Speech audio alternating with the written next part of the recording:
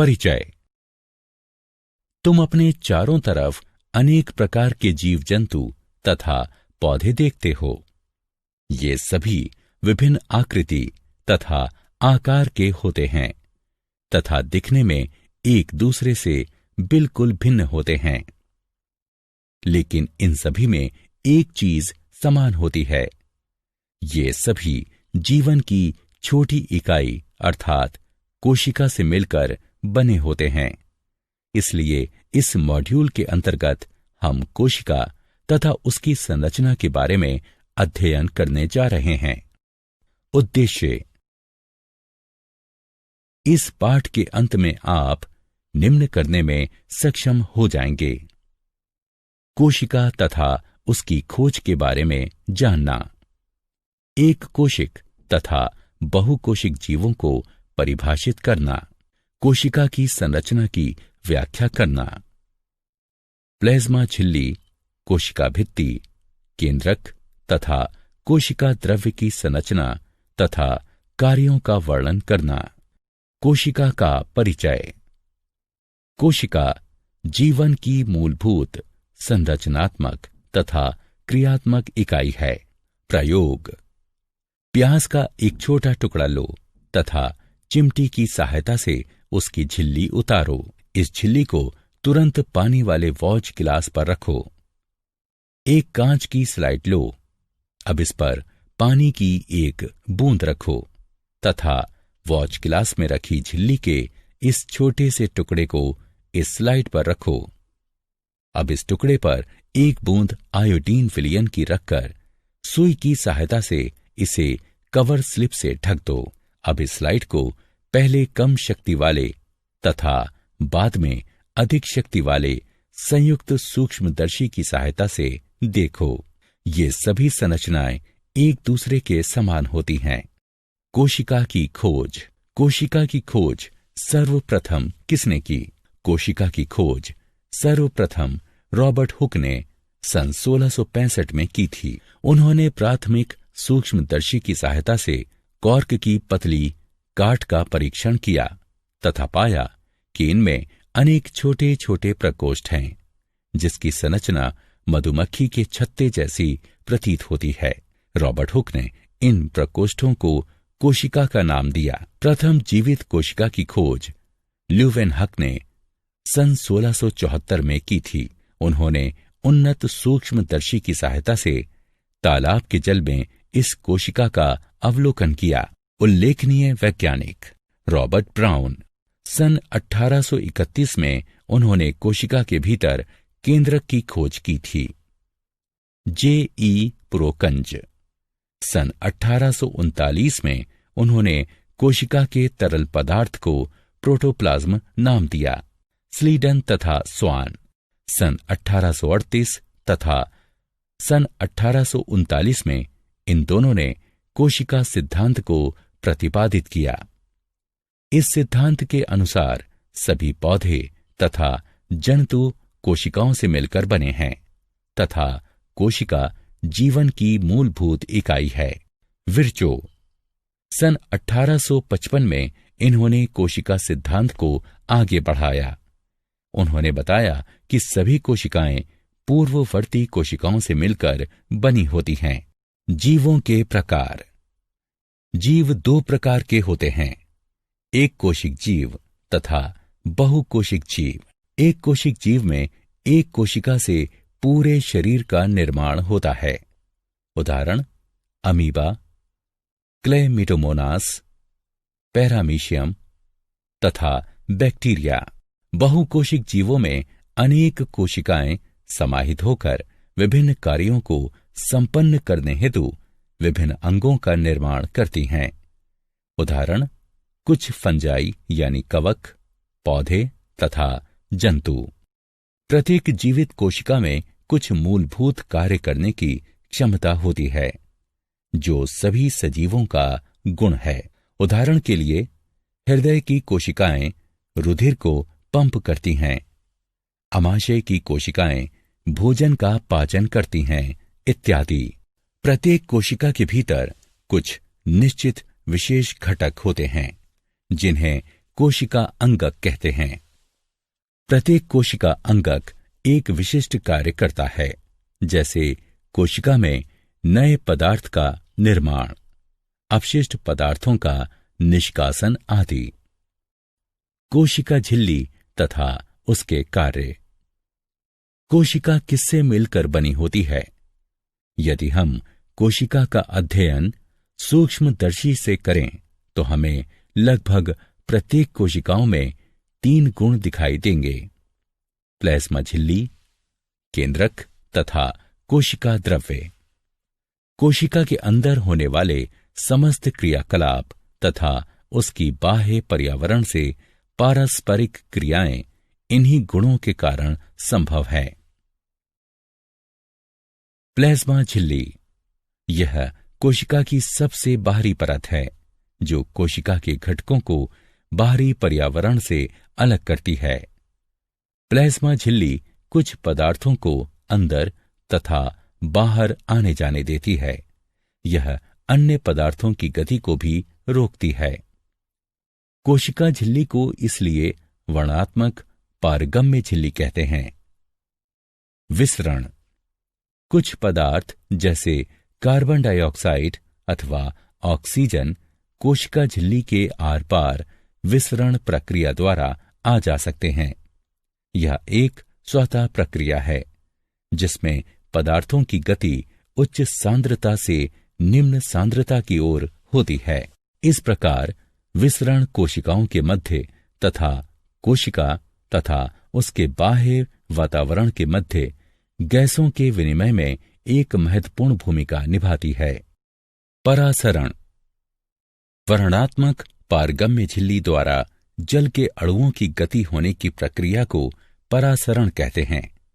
इस प्रकार परासरण में जल के अणु वर्णात्मक पारगम्य झिल्ली द्वारा उच्च जल की सांद्रता से निम्न सांद्रता की ओर गति करते हैं।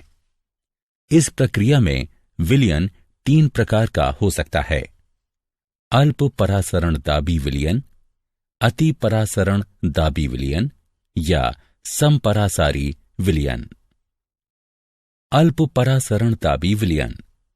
यदि कोशिका को तनु विलयन वाले माध्यम अर्थात जल में शक्कर अथवा नमक की मात्रा कम और जल की मात्रा ज्यादा है, इसमें रखा जाता है तो जल परासरण विधि द्वारा कोशिका के अंदर चला जाता है तथा कोशिका फूल जाती है। ऐसे विलयन को अल्प परासरण दाबी विलयन कहते हैं। अति परासरण दाबी विलयन। यदि कोशिका के बाहर वाला विलयन अंदर के घोल से अधिक सांद्र है तो जल परासरण द्वारा कोशिका से बाहर आ जाता है तथा कोशिका सिकुड़ जाती है। ऐसे विलयन को अति परासरण दाबी विलयन कहते हैं। समपरासारी विलयन। यदि माध्यम की सांद्रता ठीक कोशिका की सांद्रता के समान हो तो कोशिका झिल्ली से जल में कोई शुद्ध गति नहीं होती तथा कोशिका का आकार भी वही रहता है। ऐसे विलयन को समपरासारी विलयन कहते हैं। प्लाज्मा झिल्ली तथा उसके कार्य। प्लाज्मा झिल्ली के कार्य। परासरण द्वारा एक कोशिक स्वच्छ जलीय जीव तथा अनेक पौधों की कोशिकाएं जल ग्रहण करते हैं। पौधों की जड़ों द्वारा जल का अवशोषण भी परासरण का एक उदाहरण है। इस प्रकार विसरण कोशिका के जीवन में जल तथा गैसों के आदान प्रदान की प्रक्रिया में महत्वपूर्ण भूमिका निभाता है। कोशिका अपने पर्यावरण से पोषण भी ग्रहण करता है।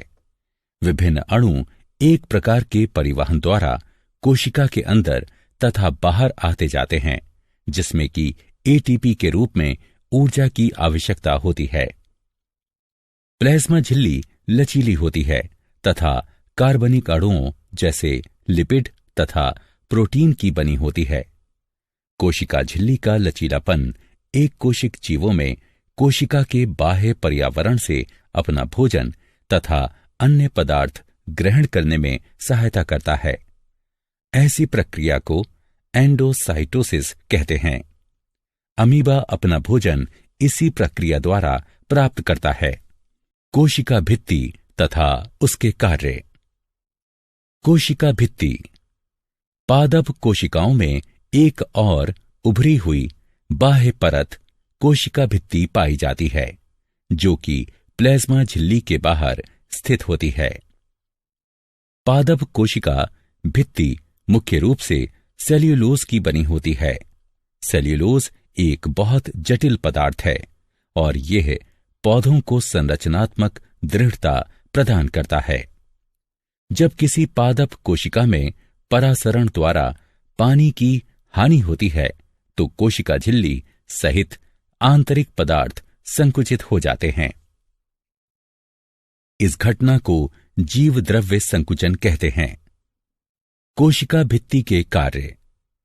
कोशिका भित्ति कोशिका को उभार तथा मजबूती प्रदान करती है तथा पौधे, कवक तथा बैक्टीरिया की कोशिकाओं को अपेक्षाकृत कम तनु विलयन यानी अल्प परासरण दाबी विलयन में उसके विरुद्ध दबाव बनाकर बिना फटे बनाए रखती है। केंद्रक तथा उसके कार्य। केंद्रक। केंद्रक के चारों तरफ दोहरी परत का एक स्तर होता है जिसे केंद्रक झिल्ली कहते हैं। केंद्रक झिल्ली में छोटे छिद्र होते हैं जिसमें से होकर केंद्रक का पदार्थ केंद्रक के बाहर अर्थात कोशिका द्रव्य में जा पाता है। केंद्रक में गुणसूत्र यानी क्रोमोसोम पाए जाते हैं जो कि कोशिका विभाजन के समय छड़नुमा दिखाई पड़ते हैं। गुणसूत्र यानी क्रोमोसोम में आनुवांशिक गुण होते हैं जो डीएनए यानी डीऑक्सी राइबोन्यूक्लिक अम्ल के रूप में माता पिता से उनके संतति में जाते हैं। गुणसूत्र यानी क्रोमोसोम डीएनए तथा प्रोटीन के बने होते हैं। डीएनए के क्रियात्मक खंड को जीन कहते हैं। कोशिका जब विभाजित होने वाली होती है तब ये गुणसूत्र क्रोमेटिन पदार्थ के रूप में व्यवस्थित हो जाते हैं। कुछ जीवों जैसे बैक्टीरिया में कोशिका का केंद्रीय क्षेत्र बहुत कम स्पष्ट होता है क्योंकि इसमें केंद्रक झिल्ली नहीं होती है। ऐसे जीवों को प्रोकैरियोट कहते हैं।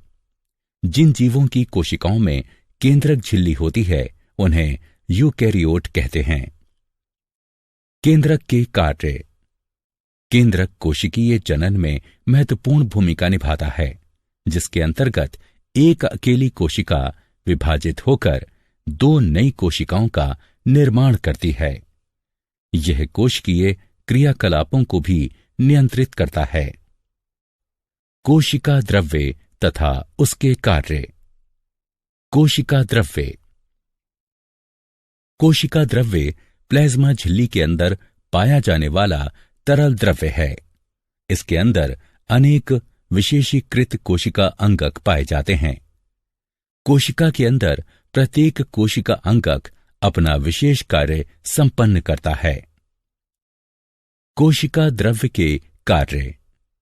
कोशिका द्रव्य में सभी कोशिका अंगक पड़े होते हैं। सारांश। आइए हमने जो कुछ सीखा है उसे संक्षेप में दोहराएं। कोशिका की खोज सर्वप्रथम रॉबर्ट हुक ने 1665 में की थी। एकल अथवा अनेक कोशिकाओं की उपस्थिति के आधार पर जीव दो प्रकार के होते हैं, एक कोशिक जीव तथा बहुकोशिक जीव। प्रत्येक कोशिका के भीतर कुछ निश्चित विशेष घटक होते हैं जिन्हें कोशिका अंगक कहते हैं, जो कि एक विशिष्ट कार्य करते हैं। प्लाज्मा झिल्ली कोशिका की सबसे बाहरी परत है जो कोशिका के घटकों को बाहरी पर्यावरण से अलग करती है।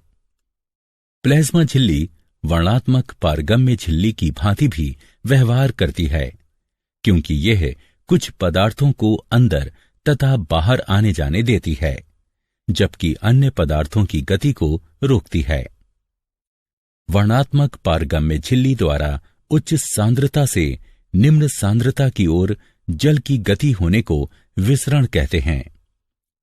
पादप कोशिकाओं में एक और उभरी हुई बाह्य परत कोशिका भित्ति पाई जाती है जो कि प्लाज्मा झिल्ली के बाहर स्थित होती है। पादप कोशिका भित्ति मुख्य रूप से सेल्यूलोज की बनी होती है, जो कि कोशिका को मजबूती प्रदान करती है। केंद्रक एक गोल या अंडाकार बिंदु सदृश संरचना है, जो कि प्रत्येक कोशिका के केंद्र के आसपास पाया जाता है। यह कोशिकीय जनन में महत्वपूर्ण भूमिका निभाता है तथा कोशिकीय क्रियाकलापों को भी नियंत्रित करता है। कोशिका द्रव्य प्लाज्मा झिल्ली के अंदर पाया जाने वाला एक तरल द्रव्य है। इसके अंदर अनेक विशेषीकृत कोशिका अंगक पाए जाते हैं।